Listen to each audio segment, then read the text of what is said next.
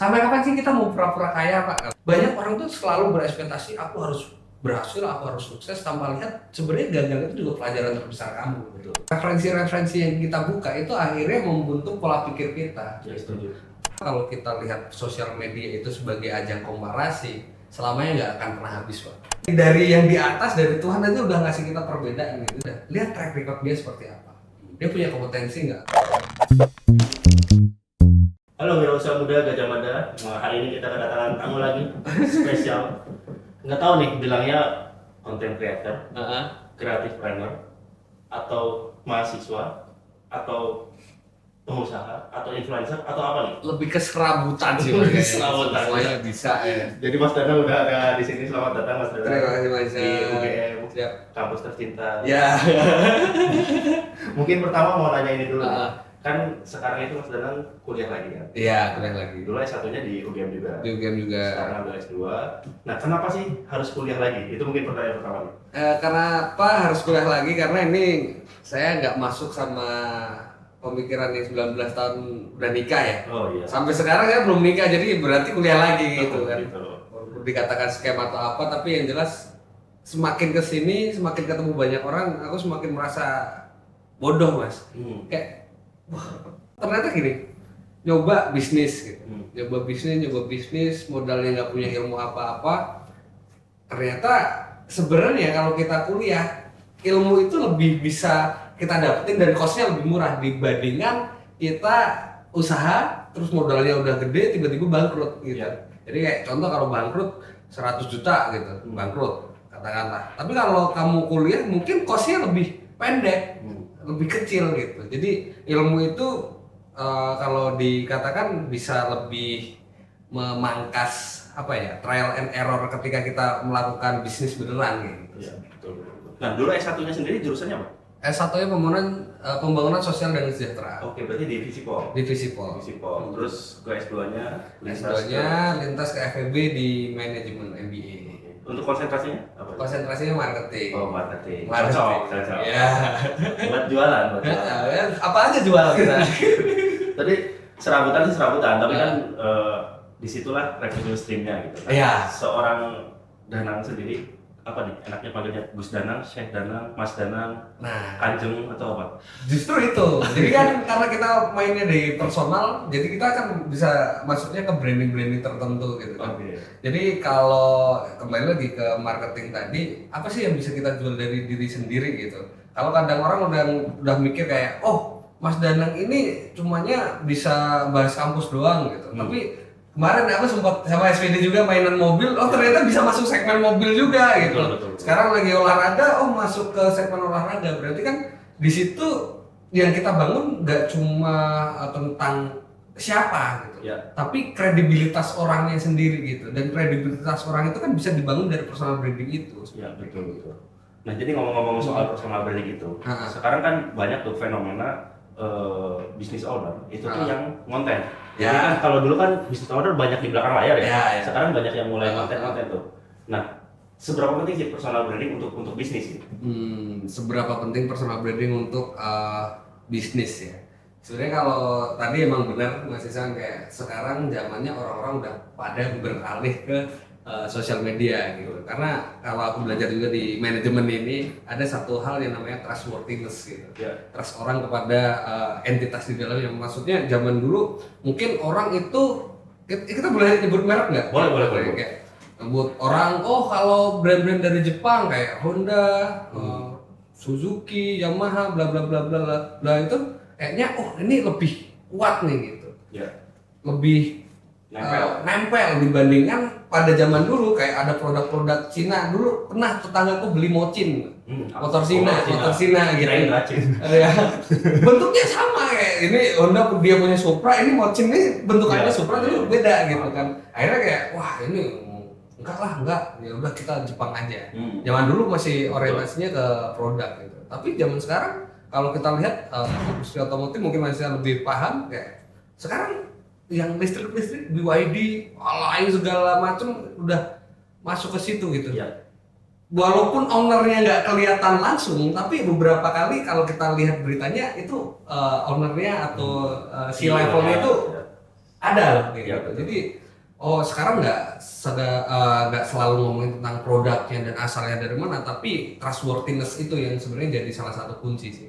Jadi si level ini mulai muncul ke depan publik lah ya. Kalau sebelumnya kan mungkin siapa nih pemiliknya masih nggak tahu gitu. Sekarang udah ada tren tersebut lah.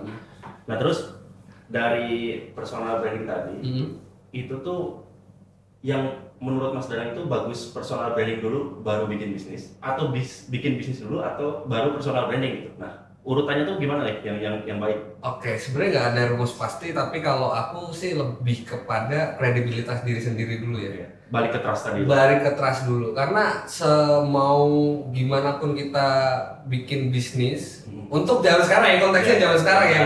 Sekarang kita ngomongin apa-apa harus percaya sama orang dulu ya, kita harus kuatin branding diri sendiri dulu gitu. Karena gini Pak, saingan kita tuh udah banyak banget, kita mau bikin apa gitu. Tapi kalau kita nggak punya differentiation, nggak punya hal yang membedakan kita, ya hilang gitu. Ibarat sekarang di industri konten lah, semua orang bisa bikin loh kayak video, kayak aku kuatnya di mana video wawancara. Semua orang bisa bikin wawancara, semua orang bisa bikin video tentang edukasi. Bahkan aku bisa bilang yang lebih pintar dari aku tuh banyak gitu. Tapi uniqueness-nya apa? Apa yang bikin kita beda gitu? Mungkin kayak kalau aku nge-review pendidikan, tapi aku tetap kasih humor. Dan tidak banyak orang yang bisa melakukan itu. Gitu. Jadi semua orang bisa bikin konten, semua orang bisa bikin bisnis.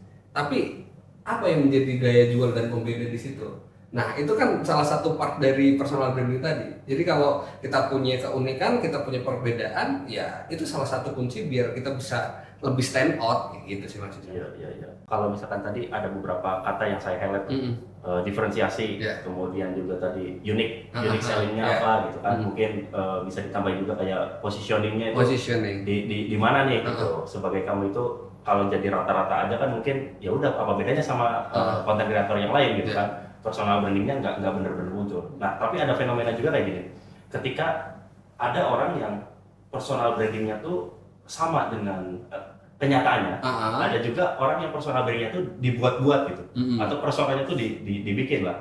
Nah menurut Mas Danang ini yang mana yang lebih bertahan gitu, antara yang di dunia konten sama di dunia nyata sama, dengan yang di dunia nyata dan di dunia konten itu ternyata beda nih, di dunia nyata nggak kayak gini gitu orangnya.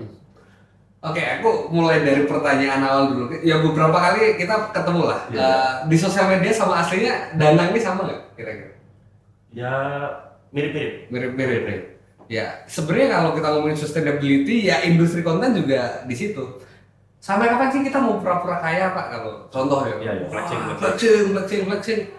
Capek Pak, asli capek. Terus akhirnya ekspektasi orang udah tinggi banget kan. Ya udah bayangin nih. Kita bawa mobil-mobil yang kelasnya atas yang bilang Lambo apa Ferrari bla bla bla flexing, tiba-tiba besoknya orang ekspektasinya udah pakai, tiba-tiba bawa Avanza. Ya. Gimana? Patah Capek gitu. Nah kalau ditanya akhirnya gimana strategi yang lebih long last ya jadi diri sendiri aja. Karena kadang banyak orang tuh mikirnya wah aku harus beda. Oke bener tadi kita menyorot memang poinnya harus beda. Cuma tanpa kita sadari sebagai manusia kita juga udah punya perbedaan itu sendiri gitu. Dari yang di atas dari Tuhan aja udah ngasih kita perbedaan gitu. Jadi kalau keunikan tuh nggak harus yang bener-bener wah kalau dia kayak gini kita harus apa gitu, karena sama kayak bisnis konten juga harus sustainable gitu, sustainability-nya harus dipikirkan. Jadi kalau kita itu nggak jadi diri sendiri itu ending-endingnya capek. Kalau udah capek udah nggak bisa konten lagi gitu. Makanya aku selalu menghindari kayak mencoba berbeda dari diriku sendiri yang asli gitu. Ya mungkin beda itu mungkin di fisik ya, kayak kalau kita ketemu pertama mungkin aku agak gembul gitu, sekarang udah agak alhamdulillah agak kurusan gitu. Ya mungkin itu yang bisa dirubah, tapi kayak personality segala macam ya percayalah kayak setiap orang itu pasti punya personality yang beda-beda. Jadi nggak usah takut sama. Betul. Itu soalnya kan ada juga kan biasanya dari mahasiswa lah mungkin kebanyakan yang nanya, aku pingin personal branding juga nih tapi bingung personal branding kayak gimana ya, apakah seorang yang jago masak, apakah seorang yang misalkan jago di tanaman. Jadi dia tuh malah mencari keluar, bukan mencari ke dalam yang dia senangi apa, yang dia karakternya miliki itu seperti apa gitu. Nah terjadi juga tuh fenomena yang kayak gitu, atau dalam tanda kutip pada akhirnya dibuat-buat tadi gitu. Jadi gimana tuh Mas? Sorry, aku potong. Jadi itu benar itu. Maksudnya ini satu insight yang bagus ya dari Mas Isan, kayak kita tuh terlalu fokus keluar, ya, betul. mencari apa sih. Sedangkan kita tuh pengennya apa? Kita pengennya apa dan kita sukanya apa kan kita sendiri yang tahu. Tapi kalau orang lain, mungkin rame nih sekarang, lagi rame apa ya, kalau di sosmed itu lagi rame ngebahas tentang finance gitu. Finance, crypto, bla bla bla, financial freedom, umur 25 harus kayak gini gitu. Itu satu hal yang perlu aku soroti. Siapa yang membuat standar seperti itu gitu. Kayak di umur 25 tahun kamu udah punya rumah, kamu udah punya mobil gitu. Ya, itu kan yang buat ekspektasi diri kita sendiri. Akhirnya sosial media ini aku bisa lihat dari dua perspektif ya. Yang pertama, kalau kita lihat sosial media itu sebagai ajang komparasi, selamanya nggak akan pernah habis, Pak. Selamanya pasti akan ada orang yang lebih lagi. Tapi ya itu tadi benar. Kita kadang lupa sama diri kita sendiri. Akhirnya dia keluar terus, wah aku kok nggak bisa kayak dia ya, aku nggak bisa kayak dia ya. Padahal potensi di dalam diri sendiri itu jauh lebih besar. Dan kamu sukses, nah kalau kita tanya sukses, aku selalu tanya sama orang gitu, Mas, gimana caranya untuk sukses? Aku tanya lagi, sukses menurutmu gimana? Gitu. Kalau ada orang yang bilang sukses ketika aku udah punya duit 1M, sukses ketika aku punya duit 2M gitu. Nah, kamu udah nganggap sukses, ya itu bagus suksesmu ketika kamu udah punya duit segitu. Tapi ada juga loh orang yang dalam 1 bulan dia bisa ngabisin 2M. Ya, ada orang kayak gitu. Terus orang itu nganggap dirinya udah sukses belum? Belum gitu.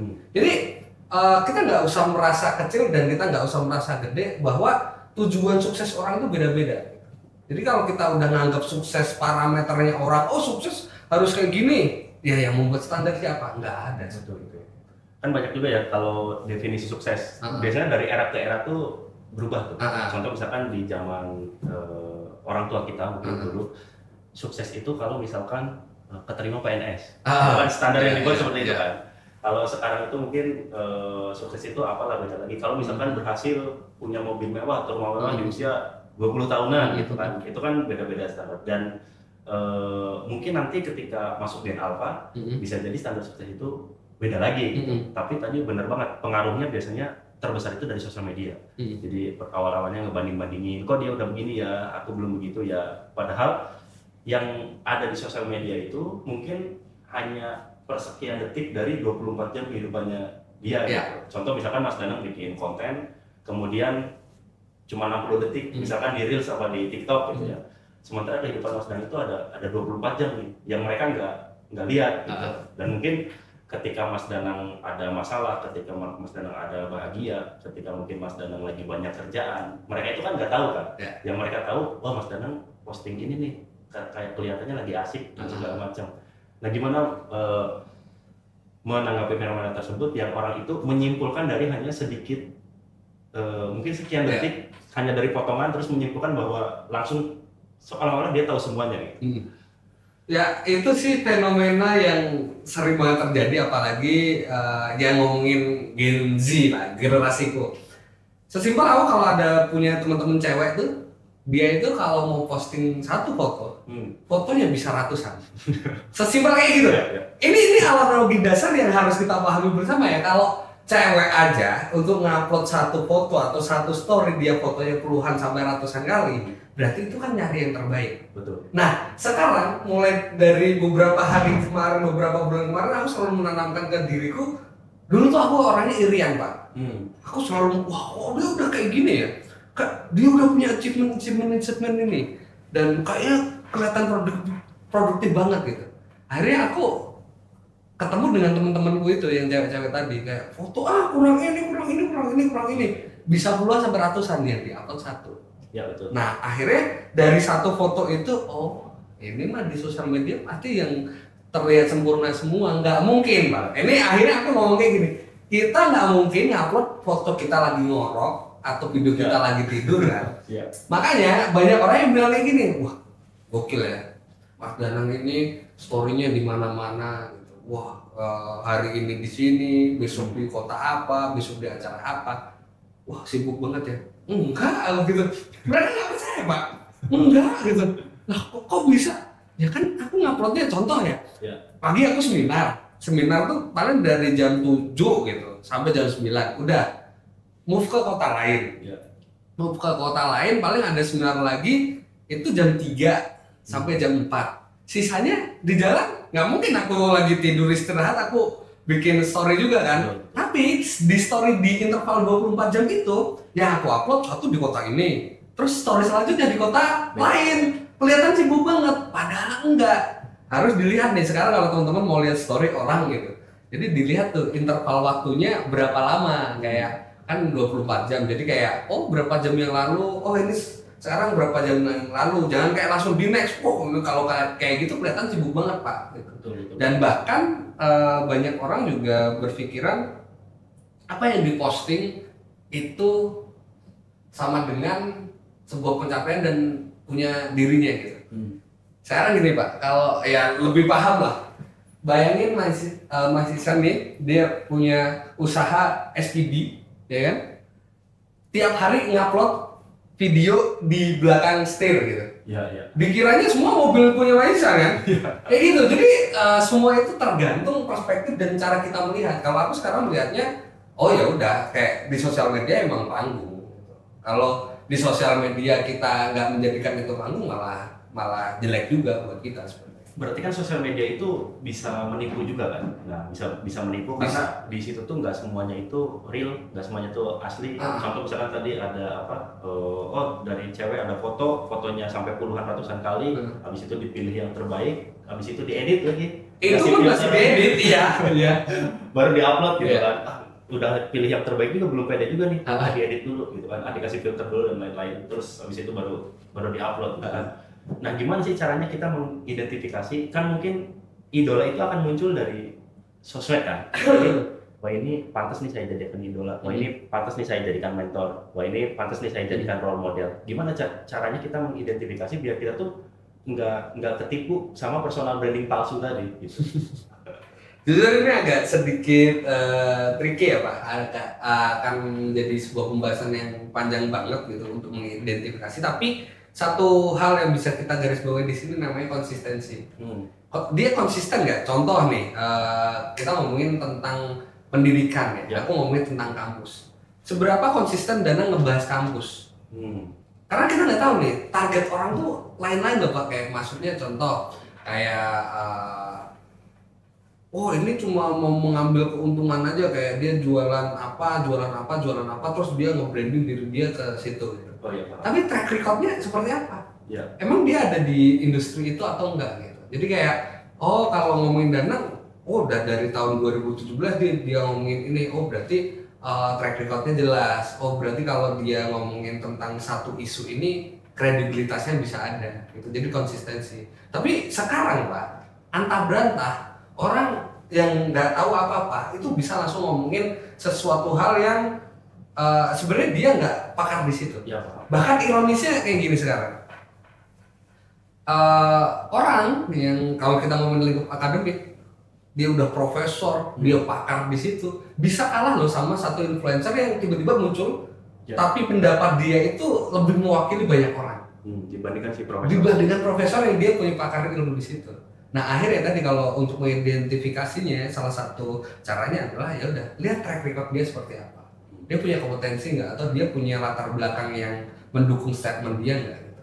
Itu nggak mungkin bisa langsung satu konten terus ini orangnya nggak kredibel, karena nggak bisa Pak lihat dari satu konten aja. Makanya ya perlu effort, perlu waktu untuk menyelami lagi profilnya kayak apa. Nah makanya zaman sekarang tuh kalau misalkan ada HR yang lagi nyari karyawan gitu, itu juga di profiling tuh si sosial media ya, dilihat. Mungkin bukan cuma yang postingan tahun ini, posting-postingan lama juga dibuka tuh untuk lihat apakah ini karakternya itu seperti apa. Ya itu jejak digital ya. Track record tadi sama trust itu kepercayaan, baik lagi penting banget di era sekarang ini gitu. Nah mungkin tadi juga Mas Danang barusan menyebut konsisten. Nah itu kayaknya itu di generasi Z ini, nanti itu juga agak sesuatu yang mungkin bukan sulit ya, tapi kayak kan terkenal putu loncat, nggak bertahan gitu. Betul. Misalkan kerja, 3 bulan belum ada 1 tahun udah pindah kerja lagi, atau misalkan lagi memulai sesuatu, baru beberapa bulan kok belum ada hasilnya, langsung ganti yang lain. Bisnis juga gitu, bisnis misalkan belum 1 tahun belum berhasil segala macam, nggak fokus tuh dia, nggak konsisten, ganti lagi. Nah itu Mas Danang sendiri gimana untuk menanggapi tentang ini? Konsisten, fokus? Oke, ya kita akui ya, saya sendiri mengakui bahwa kalau Gen Z itu emang orangnya bosanan. Satu, orang yang bosanan, dan kedua memang kalau ngomongin konsistensi itu kadang nggak konsisten. Kenapa? Sekarang gini, mungkin saya Gen Z, tapi Gen Z awal yang masih kayak masih merasakan keterbatasan sumber informasi itu masih kayak ya dari TV, dari radio, dari koran gitu. Sekarang siapa sih orang yang nggak punya HP? Even ke toilet aja tetap buka TikTok sama IG, scroll gitu kan. Akhirnya Pak, yang kembali lagi ke pembahasan kita sebelumnya, standar-standar orang atau referensi-referensi yang kita buka itu akhirnya membentuk pola pikir kita. Ya, setuju. Kadang kita mikir kayak, sekarang ini ya jadi bisnismen seru. Kita nggak usah terikat sama jam kerja. Kita nggak usah mikir 9 to 5, kita nggak usah mikir kayak gimana. Terus ada orang yang bilang kayak bisnis jalan, ownernya jalan-jalan gitu.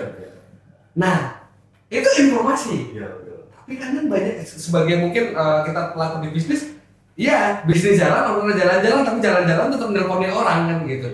Ini gimana gitu. Itu yang luput dari hal-hal yang disampaikan di publik gitu. Kayak ini kalau punya bisnis kita nggak usah kerja 9 to 5. Iya benar, kita nggak kerja 9 to 5, tapi kerjanya ngantur 24 jam, 7 kali 24 jam kita mikirin bisnis terus. Itu yang luput. Makanya pintar banget orang tuh nge-framing hal-hal yang baik-baik aja. Ingat, pembahasan kita sebelumnya, yang ditampilkan di sosial media adalah hal yang paling bagus. Yang jelek-jelek nggak mungkin diomongin, karena kalau yang jelek-jelek diomongin nggak laku Pak kontennya.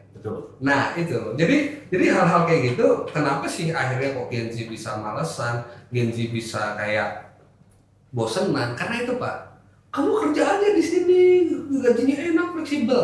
Nah yang dipromosikan adalah yang bagus. Masih katanya. Akhirnya ketika dia masuk situ, nggak sesuai ekspektasi ya. Akhirnya dia pindah lagi, melihat kayak kalau di sana kayak lebih bagus. Ternyata tidak gitu. Jadi gitu aja Pak, terus siklusnya gitu. Sampai akhirnya dia belum mendalami sedalam mungkin, belum sampai titik yang dia tuju, dia udah cabut lagi. Akhirnya ya udah malah nggak jadi apa-apa gitu. Tapi ini juga sering terjadi di bisnis nih Mas Danang. Contoh misalkan lagi musim es kepal Milo. FOMO kan, FOMO es kepal Milo. Kemudian habis itu muncul boba-bobaan. Semuanya boba. Sekarang mungkin lagi coffee shop coffee shop banyak juga gitu kan. Nah ini juga kan ada tren FOMO. Nah aku lihat Mas Danang ini jago juga nih untuk membuat suatu tren. Kemudian itu tuh jadi sebuah yang di follow oleh banyak orang, terus jadi tren FOMO gitu. Nah Mas Danang sendiri punya formula nggak, atau ibaratnya ketika Mas Danang itu ingin mengangkat suatu konten atau suatu isu, kemudian setelah itu Mas Danang tuh cara berpikirnya tuh gimana? Ini konten bakalan ramai nih, pasti nanti orang-orang bakal suka, bakal ngikutin bikin kayak gini dan segala macam lah. Proses formulasi konten itu gimana biasanya? Brainstormingnya gimana? Yang jelas kalau ngomongin, kita berarti kan ngomongin bagaimana cara membuat bisnis itu viral atau membuat konten itu viral hingga akhirnya diikutin banyak orang. Iya betul. Sebenarnya formula basicnya adalah kita nggak bisa bekerja sendiri dan kita nggak bisa membuat itu sendiri Pak. Ya kita buka aja karena ini udah berjalan ya sekitar, dan ini adalah salah satu topik tesisku juga yang rencananya aku mau tulis gitu. Jadi aku membuat keviralan, salah satunya ini juga inisiasi dari teman-teman juga, itu namanya single-singlean kampus. Itu sebenarnya video promosi.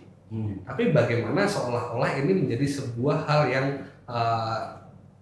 terlihat organik. Jadi tren malah. Jadi tren dan banyak orang minta disenggolin segala macam gitu. Banyak kampus minta disenggolin. Nah, satu hal yang harus kita tahu di sini adalah kita nggak bisa sendiri. Untuk membuat tren itu harus pakai banyak perspektif, banyak orang-orang yang ada di dalamnya dan semua orang membahas itu. Ya. Dan sebenarnya teman-teman kalau di sosial media sekarang udah kayak, oh kok tiba-tiba banyak orang ngomongin ini, tiba-tiba banyak orang ngomongin ini, jangan-jangan itu adalah salah satu strategi untuk menggolskan salah satu campaign. Ya, udah didesain bisa. Udah didesain dan mostly itu kayak by design, dan teman-teman kalau udah mulai jam terbangnya udah tinggi, oh udah tahu kok, oh ini arahnya ke sini, oh ini arahnya ke sini. Bahkan teman-teman udah pintar juga kan, mana komentar buzzer, mana komentar ini, teman-teman udah paham gitu. Tapi kita tarik sedikit ke industri bisnis ya.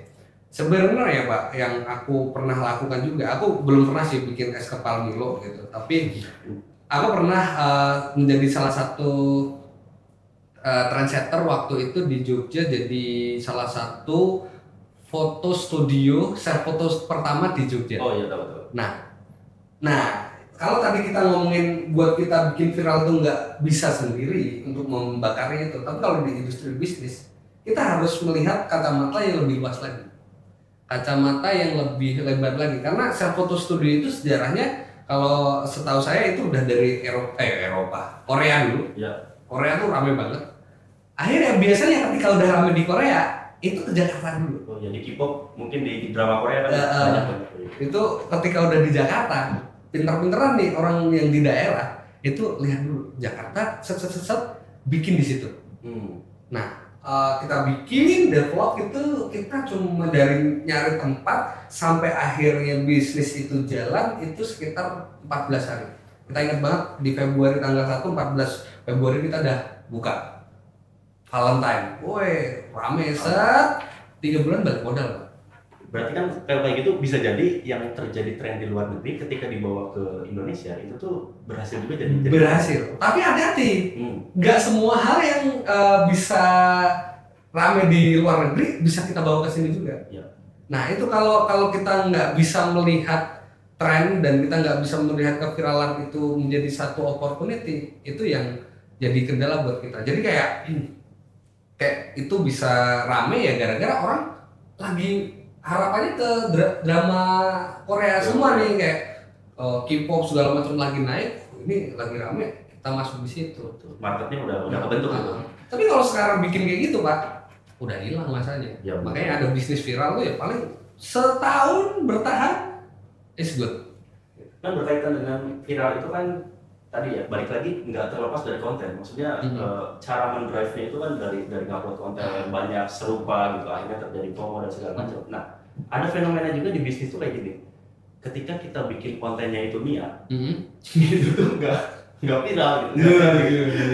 Tapi ketika kita bikin konten apa adanya, asal-asalan, loh kok ini malah FYP, malah naik segala macam. Nah, Mas Danang pernah merasakan itu nggak? Oh, sorry banget. Makanya kayak aku mikir kayak gini nih, aku ngomong ke tim gue ya, jangan-jangan besok aku tinggal 2-3 orang aja gitu. Kayak aku jujur ya, bikin kesel Mbak studio, bikin studio proper, bikin shot yang proper, animasi segala macam.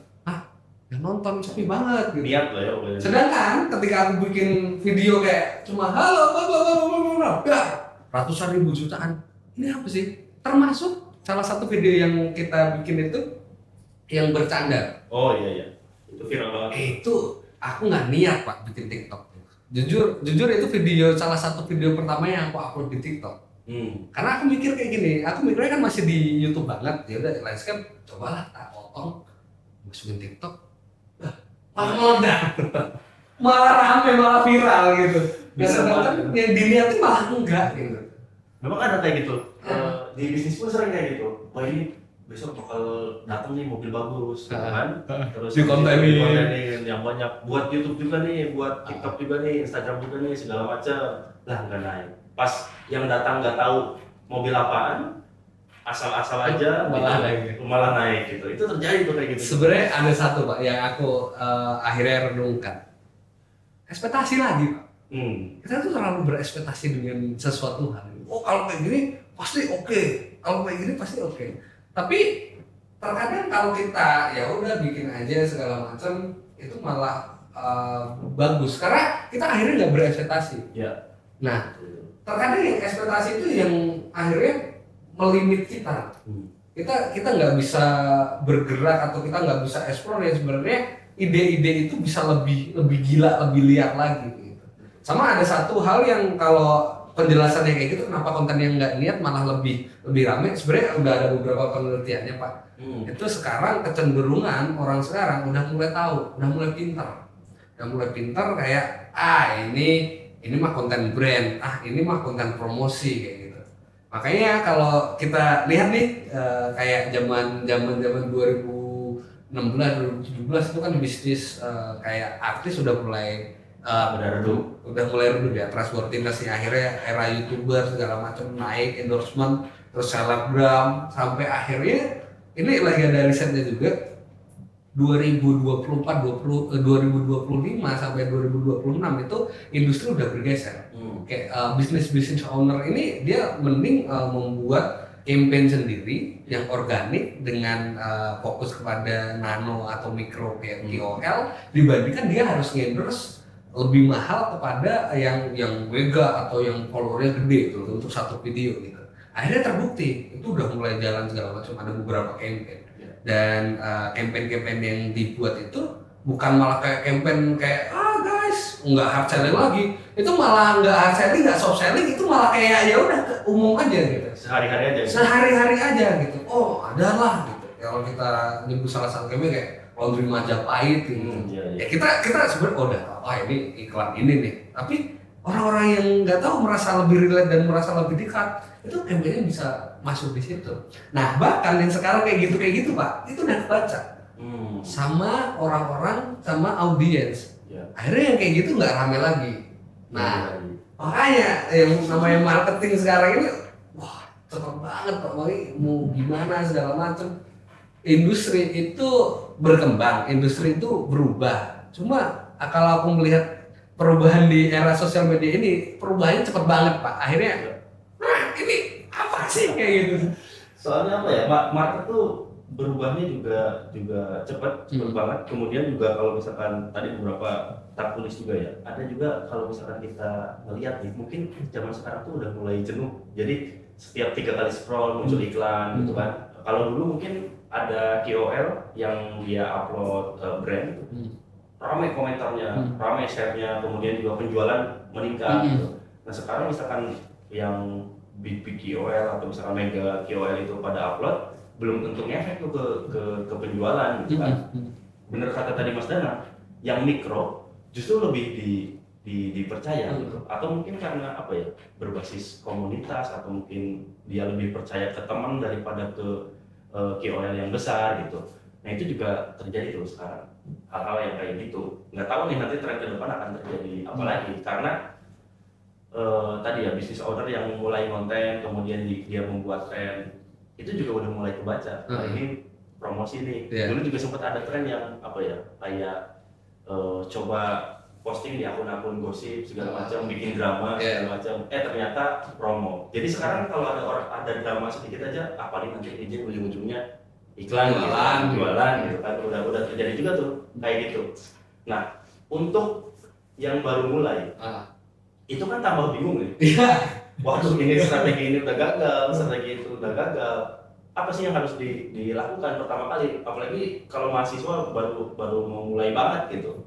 Untuk biasanya kan kendala mahasiswa itu bukan di produknya itu udah bagus biasanya. Kendala di mereka itu adalah di marketing sama selling. Gitu. Nah Mas Dana sendiri mungkin punya ide atau punya tips untuk yang baru-baru mulai ini, gimana caranya nih? Yang followers masih 0. Jawabanku pasti akan menjadi jawaban yang sangat klise, karena apa ya? Ya aku bilang di sini, setiap perjalanan orang tuh beda-beda. Kayak kamu mau ngikutin blueprintku, bisa aja aku buka di sini. Cuma aku yakin ketika kamu bikin pakai blueprintku, bisa aja ada kemungkinan itu berhasil, atau bisa aja malah tambah nggak jelas. Karena saingan kita itu nggak cuma tentang bagaimana market itu merespon atau bagaimana cara algoritma itu berjalan, tapi itu udah banyak faktor-faktor lain yang berpengaruh gitu. Jadi kalau tips ya coba aja. Maksudnya coba aja dulu, karena kita nggak tahu. Bahkan ya teman-teman, tadi sedikit kita bilang makro mikro itu malah punya potensi yang lebih besar. Siapa tahu dari teman-teman bikin konten yang out of the box itu malah bisa jadi salah satu strategi yang paling bagus gitu. Karena kalau aku melihat zaman sekarang kalau kita bikin kayak wah 100 strategi viral, oke, paling kalau itu bisa berjalan 30%-nya udah bagus banget. Karena tadi elemen-elemennya, faktor-faktornya itu nggak cuma bagaimana kita bikin hook, bagaimana cara kita bikin konten yang enak ditonton, bahkan konten yang enak ditonton aja kalah sama konten yang nggak niat kan gitu. Betul. Jadi faktornya banyak, akhirnya ya coba aja. Nah tadi kan sempat nyinggung algoritma juga. Ngerasain nggak sih kalau misalkan tiap platform itu punya algoritma yang berbeda, punya market yang berbeda juga, terus punya behavior atau budaya yang beda juga gitu di TikTok dan di Instagram, sama di YouTube, sama di Thread, sama di X, itu kan beda-beda semua tuh kan. Nah ada tipe orang yang contoh Mas Dadang di TikTok ramai, di Instagram juga ramai, tapi ada orang yang di Instagram ramai, di TikTok enggak, di TikTok ramai, di Instagram enggak. Ada yang ramai semua Pak. Ada juga yang ramai semua tapi orangnya beda banget. Tapi kalau kayak contoh kemarin Pak, aku nggak tahu lah ini kemarin alhamdulillah aku kemarin habis umroh kan, terus nyalain Strava. Ya kan, tinggal pakai ini pencet udah kita ibadah gitu kan. Niatnya memang lihat berapa sih ini tawafnya gitu kan. Tawaf ternyata sekian gitu. Terus upload. Instagram, TikTok. Luar biasa. Bismillah, semoga aku bisa kesini juga gini. Ketika itu langsung mirror kan, ini aku upload di Instagram itu otomatis langsung ke Threads kan. Ngelink set. Aku nggak tahu Pak, bahkan aku nggak sadar kalau di situ tuh rame banget sampai ke X, sampai kemana-mana set, isinya orang debat, gelut semua gitu. Tapi ya udah, itu rame gitu. Makanya ini, kalau ditanya goalsnya apa main sosial media, kalau mau bikin viral gampang. Bikin viral tuh bikin aja kegaduhan. Kalau goalsnya viral, ya kan. Bikin aja kayak kontroversial itu pasti viral, pasti banyak yang nonton. Tapi kan sebagai kalau teman-teman mau jadi business owner atau mau mempromosikan sesuatu kan kembali ke pembahasan paling pertama kita, trustworthiness. Orang itu bakal ada trustnya gitu. Makanya jangan cuma pengen viral, jangan cuma pengen view yang gede, tapi impactnya ada nggak ke kita. Makanya aku sedikit banyak tertampar sama beberapa orang yang kadang ya, aku kan diundang ke beberapa acara seminar kayak gitu. Aku selalu tanya ke panitia, ngundang aku kenapa, alasannya apa. Dan bahkan ada satu panitia itu yang bilang, iya mas, aku nonton konten yang ini dan konten yang itu adalah konten yang paling sepi menurutku. Konten yang jelek banget kalau aku memikir performa, tapi itu ternyata membuat impact dan akhirnya itu memberikan revenue ke kita gitu. Jadi semata-mata kita jangan pernah berpikir kayak goals yang bagus itu adalah ketika kita punya view jutaan, likes, followers segala macam. Tapi yang paling berarti adalah kalau buat aku, ya udah kalau mungkin 1.000, 2.000 atau bahkan 550 orang, tapi itu punya impact, itu malah justru salah satu opportunity yang bisa memberikan chance gede kepada diri kita gitu. Jadi belum tentu kalau view-nya besar itu tuh bisa konversi jadi ke monetize juga gitu kan. Ternyata konten-konten yang view-nya dikit juga, ternyata kalau itu punya impact terus positif, ada orang yang relate sama itu, ternyata bisa jadi revenue stream juga gitu kan. Nah terus ngomong-ngomong tadi nih mas, kan perjalanannya Mas Danang mulai di sosial media, terus bikin beberapa bisnis juga gitu kan. Abis itu kemarin aku lihat juga launching buku, ada launching buku juga. Nah kenapa sih harus, tadi kan kalau kita urutin ya, kuliah udah lulus, kuliah lagi. Kemudian abis itu jadi content creator, jadi entrepreneur atau jadi creative planner gitu istilahnya yang lebih tepat. Kemudian abis itu lanjut lagi ke buku. Nah sedang membangun ekosistem apa nih gitu? Atau membangun kerajaan apa nih? Dinasti. Ya lebih kepada gini sih ya, kalau spesifik ke buku itu lebih kayak ya lebih ke spiritual sih. Ini aku mungkin baru aku ceritakan di sini karena aku tuh Jumatan Mbak.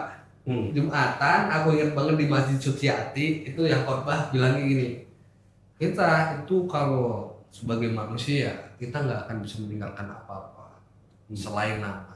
Nah, bagaimana cara nama itu terkenal? Kalau di batu nisan mungkin itu akan udah laku beberapa puluh, beberapa ratus tahun. Salah satu yang bisa kita tinggalkan itu ya karya kita melalui buku. Nah, itu dalam banget Pak.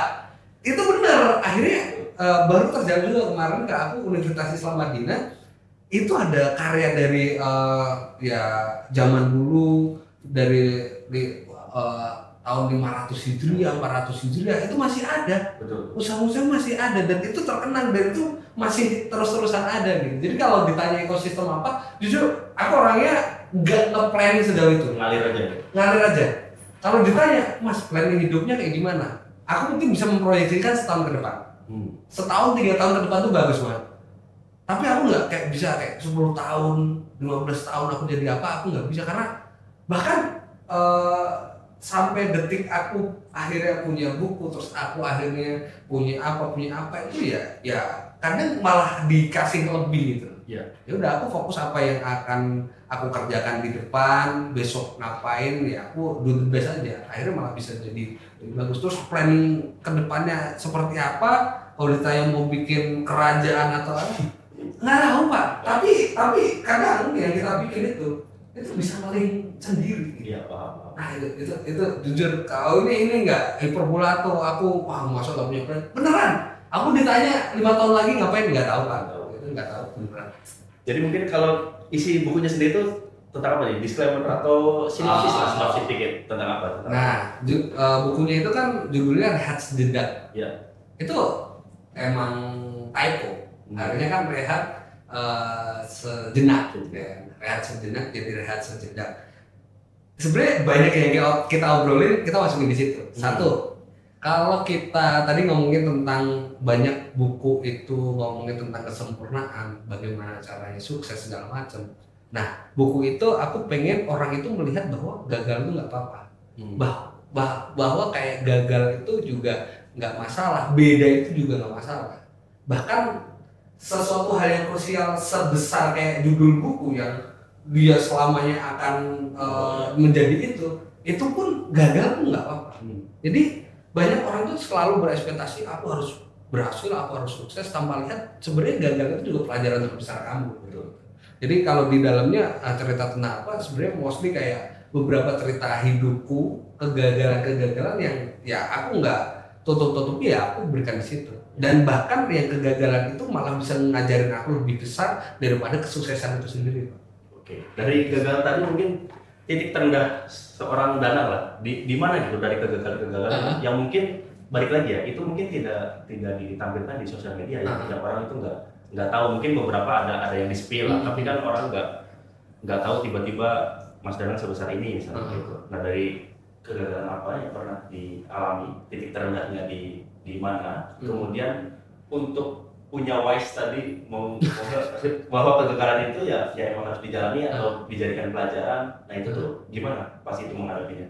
Ya kalau ditanya titik terendah ya aku kalau dilihat ya timeline hidupku pasti ada titik terendah kayak zamanku SMA aku gagal masuk SMA favorit gitu.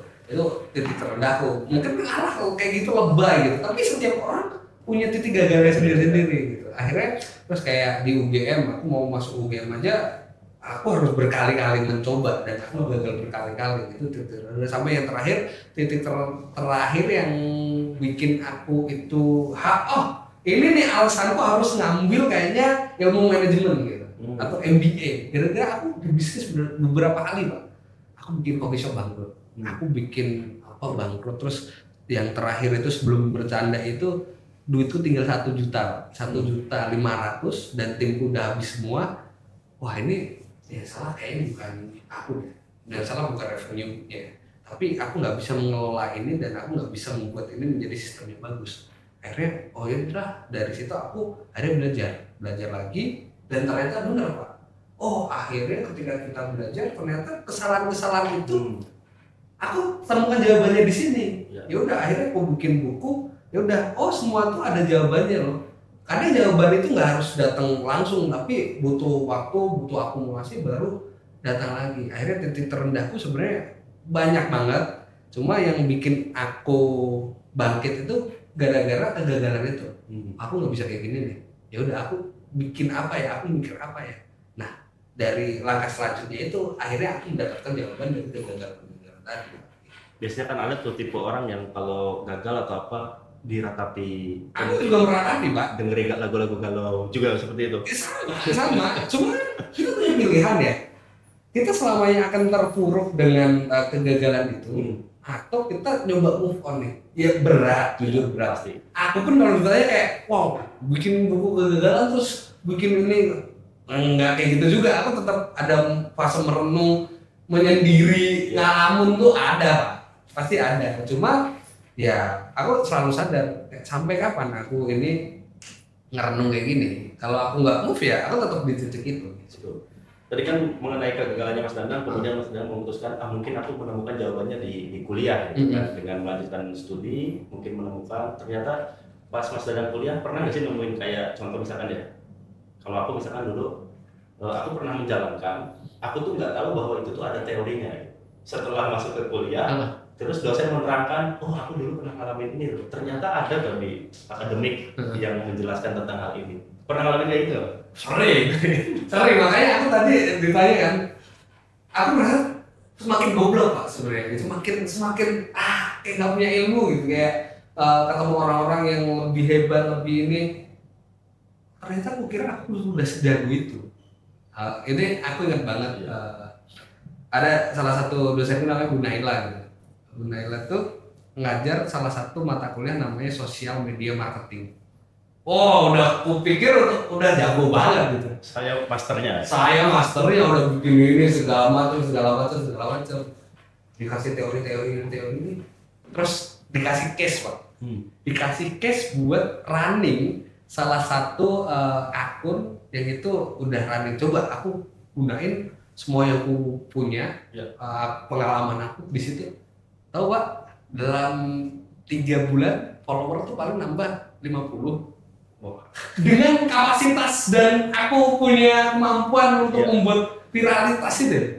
Dari situ akhirnya, wah, nggak boleh nih sombong-sombong kayak gini. Akhirnya ketika aku melihat, oh teorinya kayak gini, customer behavior dan segala macam. Oh ada part-part yang harusnya aku tuh lihat juga. Karena aku bilang tadi kayak kalau saran untuk pemula untuk bikin konten, ya case-nya bakal beda-beda. Kamu mungkin bakal jago banget, tapi ketika case-nya udah berbeda, subjeknya berbeda, treatment-nya juga beda. Nah, ada orang yang nggak lihat tuh juga kayak gitu. Nah, aku baru tahu juga kayak dari Mas Isan dulu, aku ingat banget yang Jesku aku masukin tuh Mas. Oh iya. Nah, itu kan speedometernya juga beda kan, dia agak ada lengkungan kan. Nah, beda. Aku kira kok sama aja gitu. Mas ini agak lama dikit ya, kenapa? Dia agak treatment khusus. Oh, beda ya kayak gitu. Sesimpel beda gitu. Memang kadang-kadang karena Mas Danang masuk ke kuliah segala macam, tadi juga beberapa kali bahas tentang riset. Kadang-kadang kita itu harus ditampar dulu lah istilahnya buat biar sadar gitu, biar sadar lagi ke jalan yang benar. Nah mungkin Mas Danang juga jadi punya kebiasaan karena ngambil studi lanjut bacain jurnal mungkin. Sebelumnya kan mungkin tidak ada di kamus kita itu ngapain baca jurnal gitu kan. Tiba-tiba masuk kuliah, tiap mata kuliah suruh baca jurnal. Jadi baca jurnal itu udah termasuk, tadinya mungkin terpaksa, lama-lama jadi terbiasa gitu kan, karena terpaksa gitu. Nah dengan membaca-baca jurnal itu ada manfaatnya nggak Mas? Ada manfaatnya Pak, banyak banget jujur manfaatnya kan, karena kita jadi orang yang nggak sok tahu akhirnya. Wah ini segala macam bener tadi. Oh ternyata kalau seperti itu teorinya ini gitu. Kayak sesimpel dulu aku mikir, wah aku bikin konten kampus nih, aku ngomongin tentang uang saku. Aku bikin uang saku pasti rame. Aku nggak tahu itu kenapa bisa rame. Ternyata kalau aku baca jurnal dan segala macam tadi aku bilang ada customer behavior. Anggap aja behavior orang-orang itu seperti apa, dan ini yang jadi keanehan Pak. Kalau aku kadang diajak foto itu malah bukan kayak adik-adiknya. Ini sesimpel Pak, temanku, ini kita bercandaan aja di Mekah Pak, bercandaan di Mekah. Ini gokil sih Bang kalau masih ada orang yang ngajak foto kamu di situ. Oke, ya. Kita duduk Pak, ada orang foto-foto orang Indo, kita bantuin. Kayak foto satu warga yang motoin bapaknya kan kasihan banget, kenapa nggak foto sekalian aja? Aku ya udah Pak mau dibantu gitu. Bapaknya santai aja, anak-anaknya santai aja. Set saya fotonya, ah ibu-ibu, ini fotonya. Foto wah saya nontonin dia apa? Biaya ini, biaya itu. Hah? Gitu kan?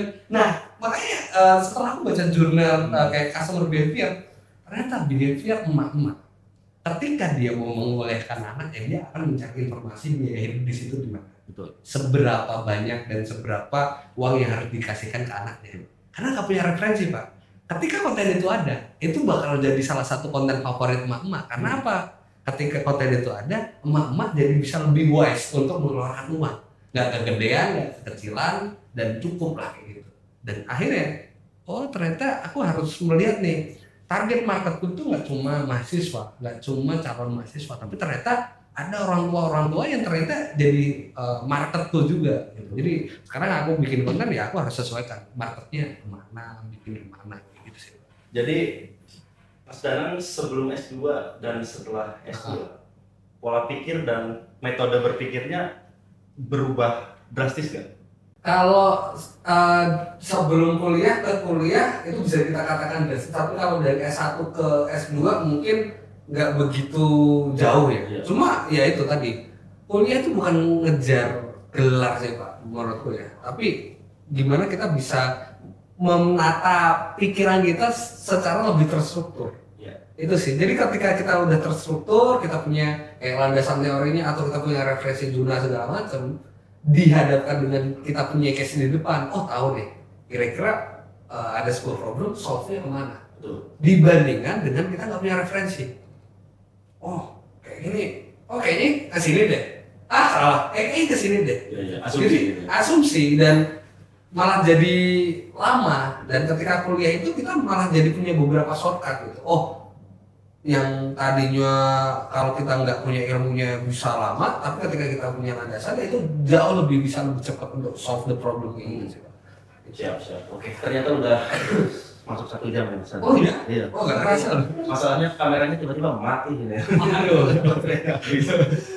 Nah mungkin untuk mahasiswa nih dari Wirausaha Muda Wedamaya, Mas Dana mungkin ada pesan nggak untuk mereka yang baru akan mulai atau sudah mulai ingin mengembangkan? Mungkin Mas Dana punya sesuatu wejangan dari sesepuh mahasiswa UGM, silakan. Oke, kalau dari aku sendiri sih ya kalau jadi Gen Z jangan pernah bosan dan nyerah. Ini salah satu poin yang aku sorot juga ya. Kita belum nyemplung, kita belum tahu, kita belum dalam, kita udah menyerah, malah ya nggak dapet apa-apa, akhirnya malah capek sendiri gitu. Jadi konsistensi ya salah satu goals bisnis adalah profit, tapi profit itu akan kita bisa terima dan akan kita bisa dapatkan ketika kita udah melewati fase naik turun dan sebagainya. Naiknya senang Pak, naiknya senang, dapat profit itu bikin kita semangat. Tapi bayangin Pak, ketika kamu terpuruk, ketika kita lagi di bawah, itu masih bisa survive. Nah, businessman atau orang-orang yang berwirausaha itu ketika udah punya konsistensi dan tough, itu jauh lebih perform dibandingkan orang yang kayaknya aku nggak bakat deh cabut lagi, akhirnya ya nggak kelar hidupnya gitu terus. Jadi ingat selalu ada hari yang cerah setelah ada yang badai, dan selalu ingat bahwa kita nggak selamanya akan ada di bawah. Pasti ketika kita pengen gerak, roda itu juga bisa putar ke atas. Oke, itu dia dari bintang tamu hebat kita, Mas Danang Giri Sadewa. Terima kasih, sampai ketemu di video berikutnya. Terima kasih Mas Danang. Terima kasih.